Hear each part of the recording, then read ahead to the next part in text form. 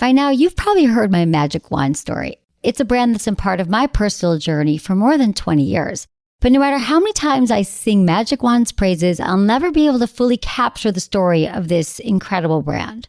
Well, now journalist and author Kate Sloan just completed a limited audio series documenting the history and impact that Magic Wand has created over the last 56 years. It's called Making Magic. And the series chronicles Magic Wand's incredible brand story through interviews with nearly 40 experts, performers, business owners, educators, and fans.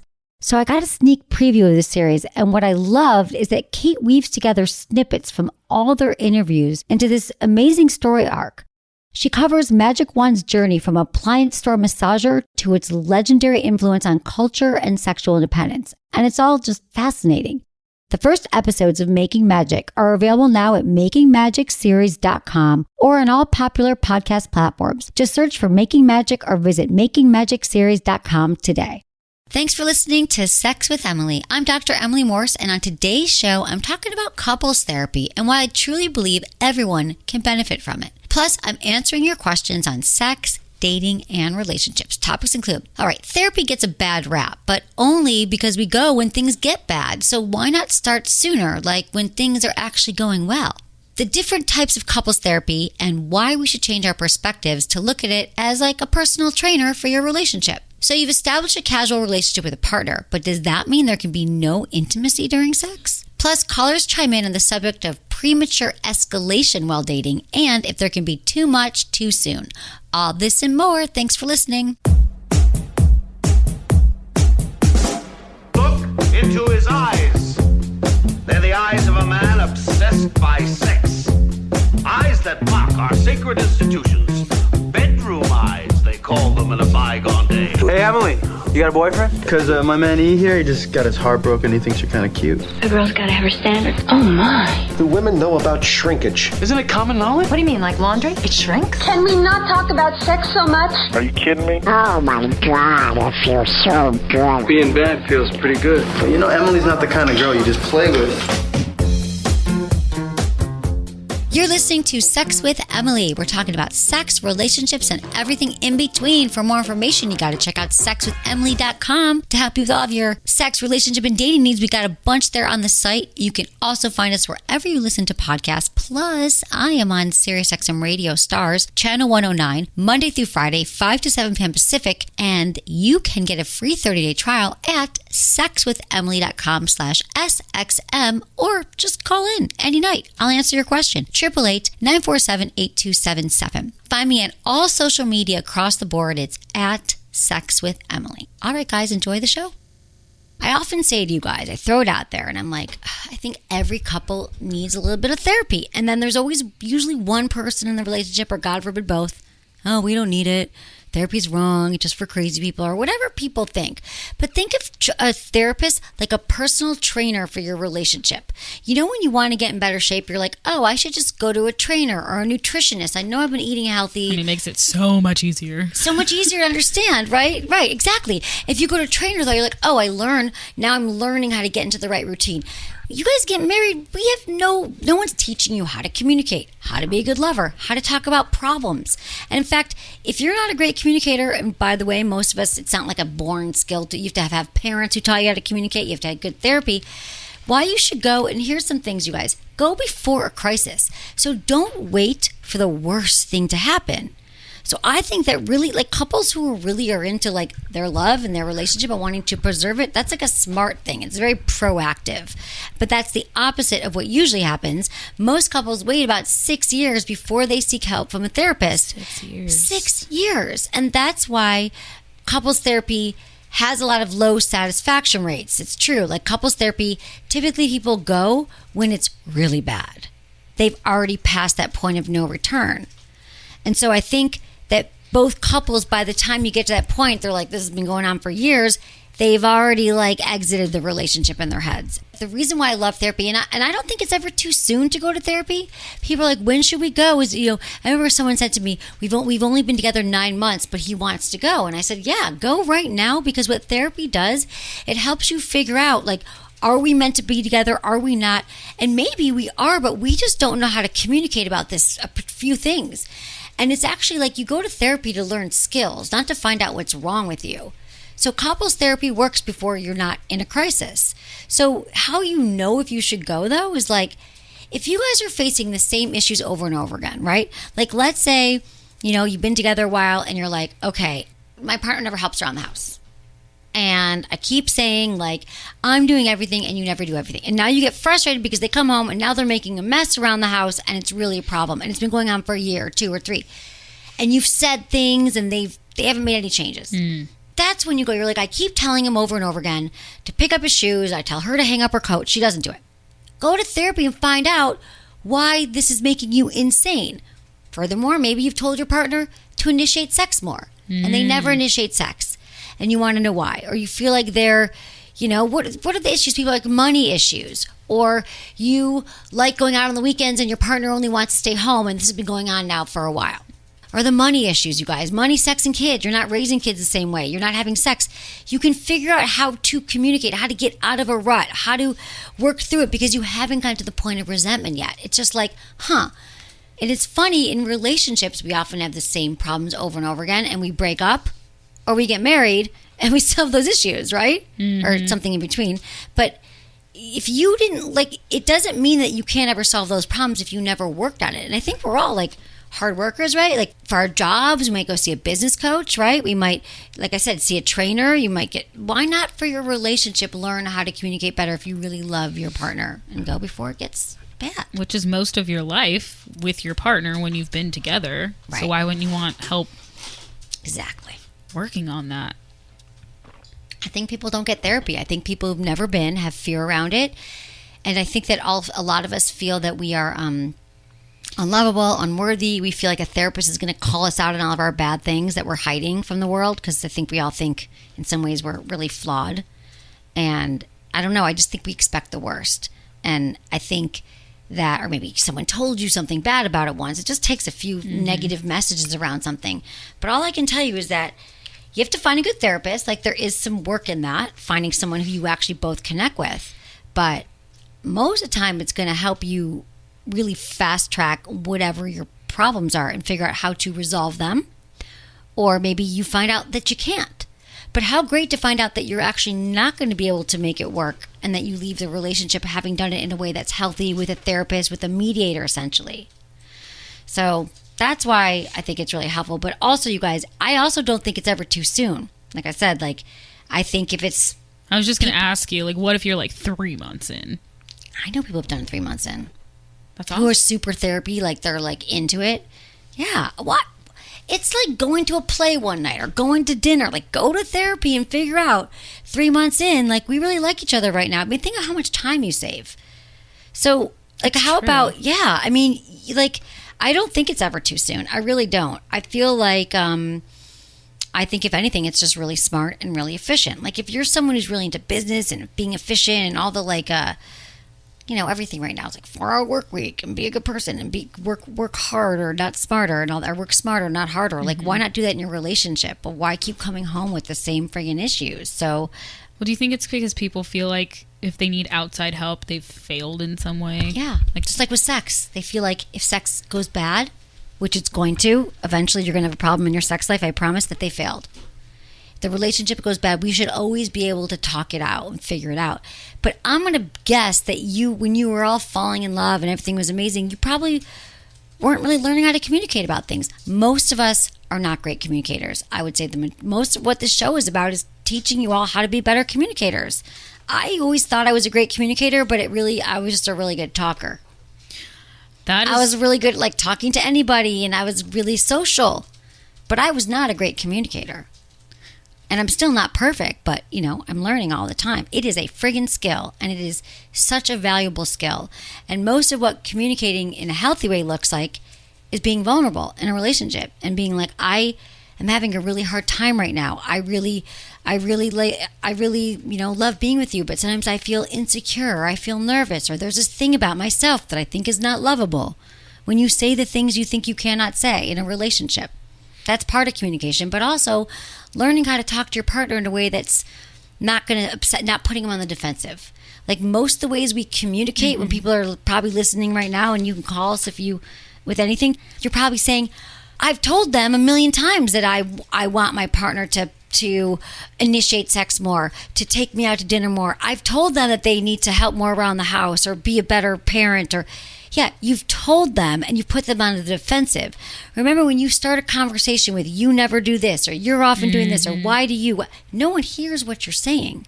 But when you start with feeling words, like, I feel when I've asked you these things, it doesn't happen. It makes me feel like you don't see me or that my needs are not important to you or it makes me feel not loved. I mean, you have to keep it in your court, how things make you feel. And then the reason why we also don't do that is because a lot of us don't know how we feel. Therapy helps you with that.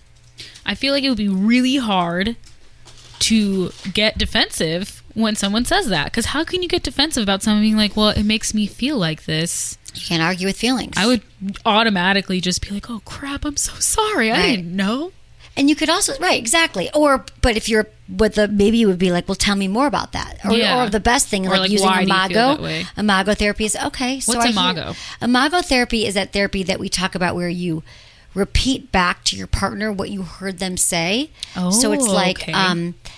So if I said to you, Jamie, we were in a relationship, which we really are. We kind of are. And I say, it really makes me feel, I put all this effort today getting dressed up. We had a date and I wore this nice outfit. When I came in and I made this effort and I feel like I look really pretty, it would be so nice to have you tell me that you feel like I look good tonight and give me a compliment. It makes me feel like you actually aren't attracted to me. And then what you would do in the Imago therapy, you'd repeat back to me and you'd say, so what I'm hearing is you feel not pretty not loved when I don't give you compliments. And then I would be like, well, no, it's more like I feel that I made an effort and you never recognize whatever. And then you'd be like, okay, so what you're saying, okay, yeah, that's it. So it's like, because I would then be like, oh, so something that I had mentioned to you, you tried on, and then I didn't give you proper reinforcement. Right. Oh, and then we just made a breakthrough. Exactly. Yeah. Oh, that already felt good, okay, even though it was that. a fictional situation. It's a fictional situation, It felt good, but I tried though. to make it, yeah. And you're like, oh. And then the other part of it is just kind of like repeating it, and then you don't ever want to say, I'm sorry.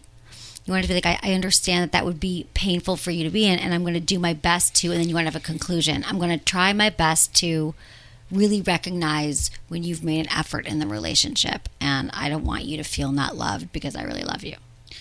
Okay, so it's kind of like you say something, and then when you repeat it back to your partner, you're repeating it back in essentially the way that your brain figured it out. Right. Like, took it in. It's almost as if you guys are speaking two different languages. Exactly. But then you hear how it sounded to them, and you can see, like, okay, this is where I need to change what I need to say. Exactly. Because a lot of times we say these things to our partners, and we don't. I wanted to, like, read to you the third part or make sure. Yeah, that is. We don't hear what our partner says. So my point of getting into Imago, we can get into it more, is that repeating back what your partner says is such a way to feel love, is to feel heard. Because a lot of times we also go into fix-it mode. Okay? We go into that. Like, I do it too. I do that all the time. I'm realizing I do it all I do it all the time in Joe. I do it with my niece who's not asking me for help sometimes. She's living with me and I'm like, I want to fix everything, right? But even in relationships, we don't want you to fix. And typically that's more of a masculine trait. When women are in their masculine or whoever you are, to fix. But sometimes we just want to be heard. So to say what I hear you're saying is, wow, okay, so what you're saying is, I hear you and I see you. And then it also, the reason why this is so great is because it makes us feel heard, but also we might not have heard the right thing. So to say it back allows me to be like, correct you and to make sure that we're on the same page. And then how can you forget that conversation rather than like, you never do this and you never do that. And you say that 10 times over the last month or 6 months. And then you're like, my partner doesn't listen to me because they can't hear you when you're not speaking in a way that's effective communication. I like that because it's like slowing everything down. Because I feel like a lot of people talk over each other. They like don't even wait for the last words to come out, and so that's why they're getting. Right. That used to happen to me with like my ex. I'd be like, if you let me finish, you would see the point I'm actually trying to make, and they would be like, okay, fine. And then when I said it, they're like, oh. I'm like, yeah, it's not even that big of a deal. Just let me finish what I was saying. I think a lot of us just want to be heard. Exactly. We're all crying out for attention. We are. We really are. We just want to feel seen and heard. And like, really, it's just like, oh, God, that sounds really tough. Or you can say, I'm sorry you're feeling that way. You're just Mago. There's some technical things. Like if you've done something wrong, don't say I'm sorry right away. But as long as if you just get anything out of this, like slow everything down and actually listen to what your partner's saying. Because remember this, you guys, you could be, what's it saying? You could be right or you could be happy. Well, because so many people are concerned with being right that they don't realize. I think, is like you always say, you're on a team. You're not against each other. Yeah, you're on the same team. So if you guys are on a team and you got married and you're together, you're in a long-term relationship, you both want to be happy. You don't want to be fighting all the time. Jerry doesn't want to be resenting his wife of 11 years for all these things. He can get out of this, perhaps, if it hasn't gone too far. But you got to listen. There's some therapy stuff, you guys. That's why I think therapy is important. Did we get to all that? We did. The real purpose. Do it, you guys. It'll help your relationship. And also, sometimes you just need a booster. You go for a while and you maybe do a little booster. You're like a check-in. We're going to go once a month. We're going to go once every 6 months. You keep going back. It's a trainer for your relationship. You all know how much I talk about meditation and breathing and being in the moment and how practicing mindfulness can help you have more fulfilling sex. Well, good news for you. I can now be your teacher for 5 minutes a day through the app Simple Habit. I now have a series all about sex, and each audio focuses on a different topic, and I give you an assignment to make sure you actually learn from the lesson, to keep your sex life growing. This month, I'm covering the basics, including everything from communication to exploration, and I'll be adding new lessons each month. By the way, when you're done with my series, there's hundreds of free wellness lessons and thousands of premium ones on there. It's seriously impressive, so if you can't sleep, you can't focus, you want to relax, they have parenting, they even have therapy, you can sort by how many minutes you have for a lesson and the topic that you want to work on, and boom, you're going to be feeling mindful and relaxed. You're going to love it. And my listeners can now save 30% on a premium membership. All you got to do, go to sexwithemily.com/simplehabit. Once you download it, you can quickly find my series by searching SWE. Again, save 30% on a premium membership by going to sexwithemily.com/simplehabit. SIMPLEHABIT today. And then search SWE to find me there. Let me know how you like it. I love it.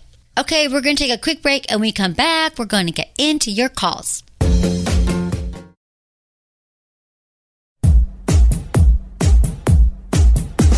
All right, we have an Instagram question from a woman who's 24. She wants to know, how can I have more intimate sex with a casual partner? More intimate sex with a casual partner. So I think we all define intimacy in different ways. And so I believe that casual sex doesn't have to be something where you're playing the cool girl and you're totally aloof. I think that this is a great time for women to realize it's not just about your partner's pleasure, but it's also by your own. So if there's something that you want, even during a casual encounter, however you define it, maybe you want more eye gazing, you want it to be a little bit slower, I say you just tell the person and you ask them or you show them what you actually want in bed. Now, I know that casual relationships are not for everybody, and it can actually take a little bit of work, but you have to be a really good communicator and know that it's okay if it doesn't work. People often ask me Emily, I want to have a one-night stand, or I've had some, but they really freak me out. I feel really bad when the person doesn't call, and every time it happens, might not be for you. But for other people, I feel like for women especially, we have heard this a lot, and I know this to be true actually, that there's science behind me that when women have casual sex, they typically aren't having the most pleasure they can have, measured by having orgasms, by being more comfortable, because what we require often is safety and feeling like we actually really know someone and they care for us. Now, that doesn't mean that in a casual encounter you can't have that, but it definitely takes some learning on your own of what feels good to you, what you actually would like to happen during sex, and then being able to communicate that to a partner, whether it's a one-off partner or a partner for life. Do you feel like people in casual relationships don't often confirm what that means? What casual means? Yeah, I feel like people just assume there's casual is the same for everyone. Yeah, casual sex can be defined in so many ways, like friends with benefits, a one-night stand.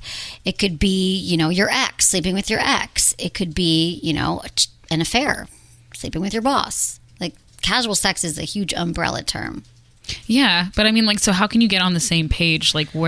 Talk about it. Listen. I feel like it would scare people off. But so what? See, listen, this is what I want you all to understand, is that the sooner you have a conversation with someone, you DTR, which used to mean like, if I define the relationship, then I'm needy, and then they're not going to like me anymore, so I'm just going to have a bunch of casual sex for the next 6 months, 3 years, whatever it is, and waste a lot of time not asking for what I want. But I think it's actually really empowering and like redefining what it means to be, the cool person. Like, we had a bunch of women calling like, oh, I'm trying to be the cool girl. Well, how about just saying, you know what?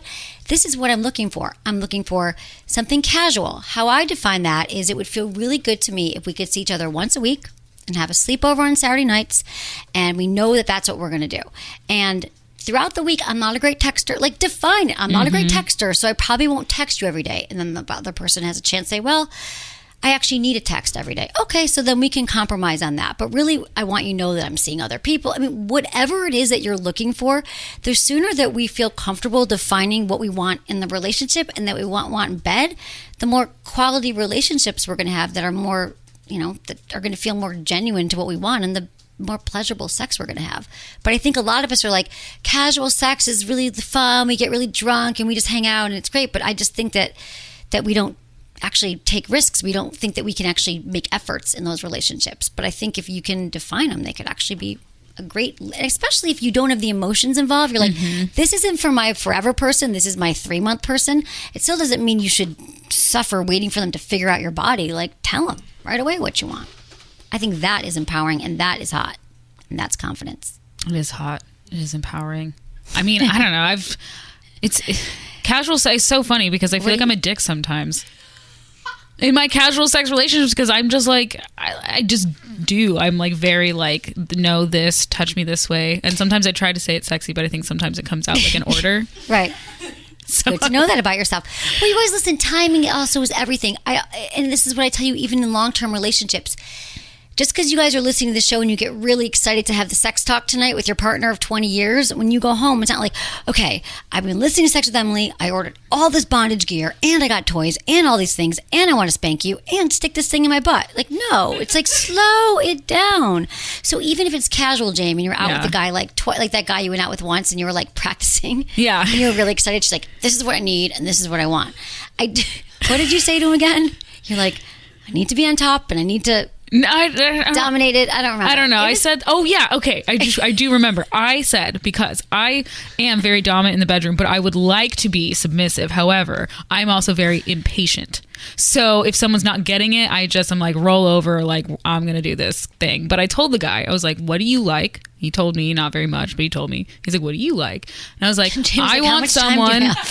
Yeah. I was like, I want someone to dominate me. I want them to put me in my place, like take charge, throw me down on the bed, and then be about my pleasure, but like make me do things, that kind of stuff. And then when we went back to my apartment to have sex, none of that happened. Right. Like, I was on the bottom and still doing all of the moving, and I was like, how is this even possible? Right. Well, because here's the thing. We are in a sex bubble here at Sex with Emily. So the guy's 25 years old. Yeah. And you're saying to him, I want you to make me, I want to be submissive and do all these things. He had no idea what you're talking about. I think it freaked him out. So it's more like when he said to you, what do you want? You could say, well, there's a lot of things I want. You know what I find interesting? Do you know about like dominance and submission? And he might be like, no, what does that mean? Well, and you might have to like meet people where they're at. That's true. We forget, Jamie and I forget that people don't they're not where we are every day. So I think it's also, that's what I'm saying. You meet them where you like ask questions, because even when we have partners call in, like, I want to be pegged. I'm like, you haven't talked to your partner about this ever. Find out what they're into. Tell them a little bit. Then you got to build up to these conversations. Yeah. That's why I only went out with him twice. Okay, question. If a woman, just like opinion, I guess, is what I am asking for. If a woman knows so much about her own pleasure, do you think that can come off as intimidating to other partners? I think it can become, that's why you guys, I don't think that we need to spoon feed it, but I also think that if you're with a partner who is been living on this planet for so long, and you guys can call us with anything, 888-947-8277, that there could be certain ego, like if he's with a man, right? There could be some ego bruising, like, I know exactly what I want, and this is what I want you to do. Then all of a sudden, a lot of people feel insecure already when they're having sex. So it's all about toning and timing. Because I'm thinking in Jamie's case, like she knew exactly what she wanted and she's like gave it all to him. And then she's like, what do you like? And he's like, oh shit. Well, I think she had him go first. I had him go first. I always have them go first because I know they're going to say, I don't know, whatever you like. Right. Or hot. What do you mean, Coyote?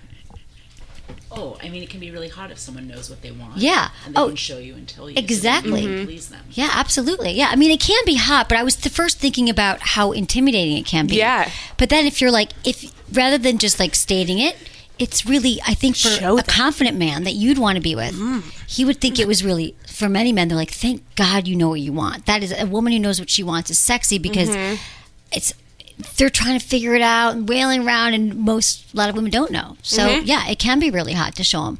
But I think it's more of like letting them know that this is what I want, and I'm also going to not expect you just to do it, but I'm going to show you. Yeah. And we're patient. We can be patient, help you, guide you. Yeah. But no, Well, I think of if if you scare someone away, they're not your person. Oh, true. That's so true. You just keep looking. You want the one who's like, hell yes, I'm down. I find that the more, we all say that confidence is, many of us, confidence is the sexiest thing in the bedroom. So you want to meet that match. Who's like, oh yeah, girl, bring it. Oh, nice. That guy circled back like 3 months later too. And I was just like, no, bro, I'm not going down that road He's again. like, what was I thinking? He's been like knee deep, like watching 50 shows. Because I was totally like, because I could tell he was in his head too. And then I was like, dude, we could take a break. Like, I'm really chill. I'm like, I'll get some water. I'll get us some chips, Take a snack break. And then he left feeling all weird. And then it was like right before I went to New York for Valentine's Day. And then when I came back, and then like 3 months later, he's like, hey, do you want to hang out again? And I was like, not really. That ship has sailed. Yeah. He had his chance. Yeah. So, I don't know. But I mean, it's interesting because sometimes for me at least, like, I can explain what I like in the bedroom, but I also don't necessarily always want to have like blueprint sex. Yeah. Like I have to like map it out like so much because sometimes it is really technical. And I don't know how to make that more flowy. Well, I feel like it's telling stories around it. It's showing what you want. If there's like a scene in like porn that you like smart. Erica Lust might have done something with it, or you might have them read something on the website. People learn differently. People learn by listening, by watching, by hearing, and like giving them more information, I think is the best thing. Like, check out this scene. I think this would be really hot, right? Because most people will not have any idea what you're talking about.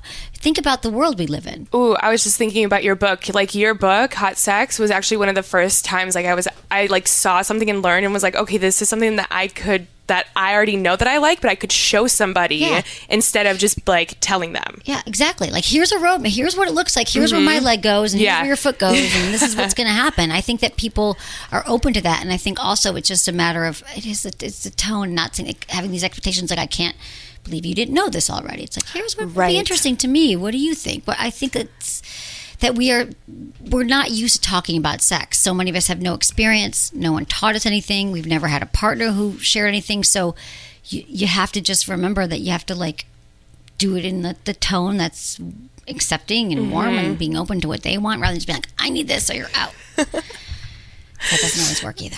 It doesn't. No way. That does not communicate well. But no, that was what you were saying. I can just send guys blogs on the site. I don't know why I haven't done that. I did that. I used to do that. I'm like, read this. Check out this oral sex thing.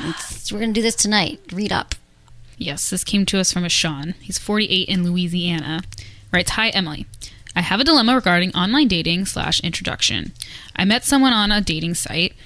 We exchanged numbers after a few messages. Initial conversations have been great, but we have not actually met yet. She shared a photo of herself in a sexy thong and bra. I was shocked she sent a picture of that nature so soon, so initially I really didn't say anything other than nice pic. After a few more conversations, I made a comment about the picture and what I could picture myself doing to her. Very sexual comment, I will admit, and she was extremely offended. She says that there is more to her than sex. How could I come at her like that so soon? I am completely confused. Yes. We get this because it is, first of all, I get this is confusing. It's all about timing. Like, here's the thing. I understand why dating right now is very confusing. Like, she sends me a picture. Exactly. You get a sexy thong and it's bra, and of course she is sending that photo. She's saying, look at me. We haven't met yet.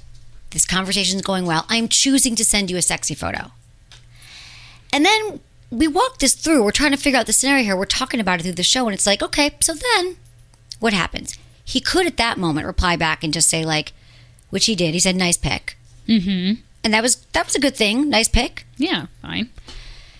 Then they continue to talk and just chat on the phone. And then, boom, out of nowhere, after he sends a picture 3 days ago, he's like, I can't wait to, do this thing. What I want to, like, we don't know what he said. Yeah, but even if he's admitting himself that it was very sexual, then it was probably pretty, graphic. Like, I can't wait. Exactly. And so here's the thing. Here's what I think. Because she's sending you a picture does not necessarily mean that she wants you to respond back with what you want to do to her body, even though you're thinking that. Mm-hmm. And I think that's something that a lot of men go to, being the way they're thinking about things. They're like, oh, if she sent that, I understand that's suggestive. But here's the thing. And this is how I feel, and I think you might agree with this. If I have not met you in person, you've never actually had your hands on my body or seen my body, I need some foreplay with words. I need some warm-up. It feels kind of aggressive and a little bit violating. Yeah. If he was like, well, I can't wait, I want to slap that ass and lick that, whatever they would say, it would feel to me like it's too much. But then to say it 3 days later out of nowhere.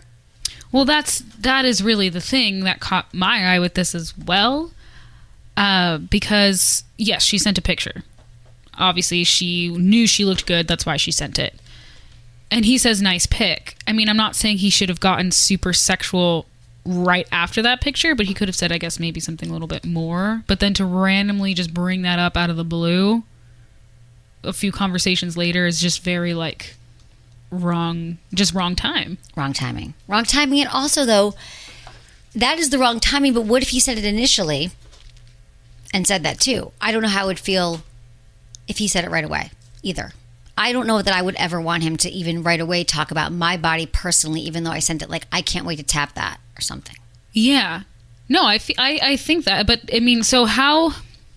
Because I don't think... He obviously didn't realize that he was doing something wrong here in that situation. Right. So he was doing zero things wrong. So here's what you got to do, you guys. Yeah. Is that I think just like foreplay, just like sex, you got to go slow. Like you got to have the build up. You got to always just like dirty talk. You don't want to start being like, this is what I'm going to pound you. I'm going to do all these things to you right away when you don't know the person. So you want to start with like, you look great. And then you want to build it and see if they're open to things. So so here's what you do. He could have done, I've been thinking about you in that bathing suit. I can't stop thinking about you. And then she says, yeah, what have you been thinking? To me, that's a clue. Well, I've been thinking about how your body would feel. Like, you got to build up. But just to go too dirty too fast it's like and I think this is a great lesson for sex, that we often we go into sex too fast. We start pounding away too fast. We don't warm people up. So, but there's no way that anyone knows the answers to this. This happens all the time. This happens on dating apps. You send a first message, you chat for a few minutes, and they're like, send me a naked photo, or you look really hot, or what I can't wait to do to you. Now, some people might be encouraging that or might want it, but I feel like I understand why in this case, for everybody, the best lesson is to just go slow and get to know someone, because I also think, I get that you want to do that, but I feel as a woman, it feels like a violation. You don't even know who I am. Yeah, you haven't seen me yet. How do you know that? And the initial sending of the picture, whilst obviously confusing, doesn't necessarily mean like, yeah, I'm for sure gonna have sex with you, because you haven't met yet. But in your opinion, Emily, like how could this person, let's just call her Jessica, I don't know what her name is, but let's call her Jessica, like how could she have maybe also handled this situation in the sense of like, well, I'm not saying she's exactly sharing the photo first, because that is a confusing message. It's a really confusing message. I think, okay, here's my opinion. I personally don't send photos. I don't send naked photos. I don't send even partially nude photos. I feel like getting sexual with someone, even mentioning it with someone you've never met in person, and sending the photos, maybe he asked for it, who knows what happened, but I feel like it's better just to take your time and meet someone in person. And if you are texting back and forth for days, and they're talking for days, this is the problem, that you can't help but in your mind create some scenario of who this person is and this sort of false sense of closeness with someone. So I think before you even get to the point of sending pictures and getting sexual, meet the person first. I don't even think that any of this should be happening over text before you meet someone in person, or you talk to them, at least you FaceTime with them. This is a waste of time. Completely. You never get that time back that you spend building it up and then you kill it with a dick pic prematurely. Like, we're all wasting time and we're not really getting to know anyone. So I think it should even escalate to that point. No, it shouldn't. And I mean, to me, the really most interesting part is that like this is like, you would hear the situation and assume if there was no ages, they were like in their 20s. He's 48. Exactly. The stepping at all ages. It's just, I think that it's a matter of, I would love to hear from women if I'm wrong. I want to hear from anyone, men, women, whoever's listening, 888-947-8277. I'm curious. I'm just speaking from like women I mostly know. I feel like in most cases it's better even if I do send a sexy pic, which I support women doing whatever they want to do. I don't think I'd want to hear back right away what someone wants to do to me sexually. I would agree. Yeah, and I've only done that with boyfriends. Right. So if you've never met them in person, it feels violating to me. All right, guys, we're gonna take a call. Yes, we have Patty, 21 in California, who wants to know why would she be sending a picture of herself and then get mad about the comment. Exactly. That's what we're getting to. Patty, there's so much to unpack here. Hey, Patty, thanks for calling. Hey, guys. I'm actually 41. Oh, 41. Okay, got it. Exactly. No, Patty, I got it. You're right. There was a lot here. I was like, I had so many things to say about this. You're absolutely right. Why would she? She sends it and then... Right. Like, she's asking for it. She's asking for him to make comments like that. Why would she even send a picture like that to him, without even knowing him, meeting him in purpose or anything? Like, I wouldn't do that. She's asking for it. Right. So yeah. Well, I'm not gonna defend her. Right. No, I understand. It's confusing. So what are the rules then? That's what we're saying. Like, I feel like there are some women who are like, no, I'm just sending it, but this guy should know. He should know he shouldn't have gotten too sexy too fast for her. So what could she, right. What to do? If she wants to be respected, she should respect herself first. Have you ever sent a photo, Patty? Have you ever sent a photo of yourself? Oh, of course, to my husband and like Jamie said, to a boyfriend. Right. But that's because you already have history. It's the history. That's exactly it. Yeah. Right. I'm not going to be offended if he says, oh, yeah, I want to do this to you because I'm sending him that picture because I want to know what he will do to me. Exactly. Like, you're like, that's why I'm sending it. Hello. Like, I'm trying to elicit that conversation. She didn't have the history with him yet. I get it. Thanks, Patty. You're right. Thanks for calling. Appreciate it. Thank you. Thank you. Bye. Yeah, I mean, so this is I think like the weird line here because it's so delicate because it's like, yes, she sent the picture, so obviously, like in my mind too, if I sent a picture like that, I would expect certain things back, but it really does depend. How sexual did he get? Maybe it was just really graphic and she was like, whoa, bro, but maybe it was the wrong word. Maybe it was the wrong language because his last girlfriend liked when he said like, I'm gonna exactly do your pussy or something, and she's like, oh, I never used that word. I mean, we don't know what range, but that's why you gotta, just like dirty talk, you gotta try it out first. So you gotta like test the waters. Yeah, and I think her response too, the saying like, how could you come at me like that? I'm more than just sex, is kind of weird. Well, like, that is weird too. I think that is weird because she did send him a picture in a thong. But I think that it's very confusing because maybe that's just how she's separating that from sex. She says, I'm trying to show you who I am, but the fact that it's very confusing messages women have. We want to be desired so intensely that for so many women, our fantasy is to be dominated. So a man's overtaken with his lust for us and he can't help but like throw us down on the bed because he wants us. But yet we want to be looked at for more than sex, which is very confusing messages. I understand, which is why we're trying to unpack this every single night. Mm-hmm. And we have a Christine, 30 in New York, who says she's a feminist, but she thinks this woman is overreacting. Hey, Christine. Hi, and I don't even agree with some of your reaction to this. Okay. Because we talk about, consent. Consent's so important. Well, she didn't get consent that it was okay for him to, we assume that men want to see some risque photo of us necessarily. Right. And yeah, usually they do. But I'm just saying that it goes both ways. Like, oh, absolutely. Expecting it's nuts. First of all, I'm not into sending naked photos of myself to strangers, but Same. If some people are into that, that's cool. But for you to send or barely dressed, whatever kind of photo, to me it says like you've got some insecure. Maybe I understand that's the norm, that's the norm these days, maybe, and it's kind of honestly sad. I think if you meet someone, you like them, and you're into them, send whatever. But like if you're sending to a stranger who you've never met, you're going to get pissed and dictate what kind of response you get. Right, exactly. That's messing with a guy's. That is, I mean, it's just. But like again, the consent. The concept exactly, and we don't know. No, you're totally right. It's like, and we don't know that he might have said to her, "Send me a picture." We don't know that he didn't ask her to send a picture. He said she shared a picture of herself, but still, I think it should be consensual. I'm saying that women, at least I never am just sitting around waiting for some guy to send me a dick pic. Like, oh, it's 3:00 on a Tuesday. God, it'd be nice to get a dick pic right now. We don't. I think that we do want consent. I think it's shocking, and I think it goes both ways. We want to say like, "Do you want this?" Ask for it, and then I also think, if you don't know someone that well, I want people to understand that if whoever receives that photo, I've had so many men, guy friends, and they're like, look what I just got, and they show me the picture. Somebody will see that photo of you, and you don't even know this person. So yeah, I got it. I'm saying the norm these days for young females is just like, I understand it's about empowering, feeling good about your body, but that doesn't necessarily mean that you have to put images out into the atmosphere. Yeah. And I've had guys send me dick pics. Who hasn't? I've had guys send me just a picture in bed. But did you want it before you were with the dick? No. Anyway, we don't want it. I get it. All right. Thanks, Christine. We got to wrap. I so appreciate it. Thank you. Okay, everyone. Thank you for listening, supporting the show, sharing it with a friend. Come on, don't you think your friend wants to hear all the stuff you just learned? Share it with them. Review our show wherever you listen. We so appreciate that. And thanks to my amazing team, Ken, Kristen, Michelle, Elisa, producer Jamie, and Michael. Was it good for you? Email me, feedback@sexwithemily.com.